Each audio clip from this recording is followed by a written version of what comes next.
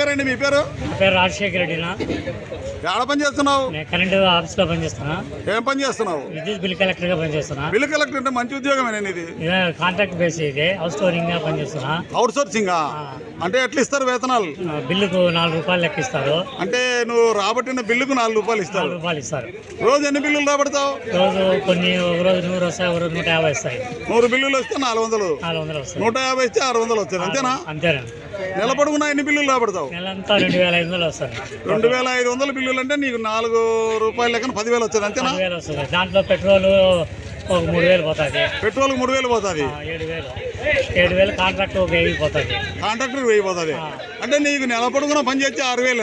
30 రోజులు పని చేస్తే ఏంది ఆ విద్యుత్ శాఖలో జీతాలు దండిగా వస్తున్నాయని కట్టలు వస్తున్నాయని చెప్తున్నారే, ఏ విధంగా వస్తున్నాయో నాకు అర్థం. బయట వాళ్ళు అనుకుంటారని ఇక్కడ తెలుస్తా, చేసే వాళ్ళు తెలుస్తుంది. అవునా? 26 సంవత్సరాల నుంచి చేస్తున్నాం మేము.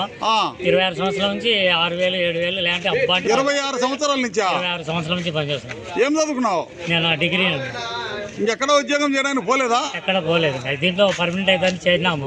పర్మనెంట్ అవుతుందని 26 ఏళ్ళుగా ఎదురు చూస్తున్నావు. చూస్తున్నాము. ఇంతవరకు పర్మనెంట్ కాలే, కానీ జీతాలు పెరగలే, ఏమి కాలేదు. చాలా మందికి పర్మనెంట్ అయినా ఇంటర్ నీకు కాలేదా? కాలేదు.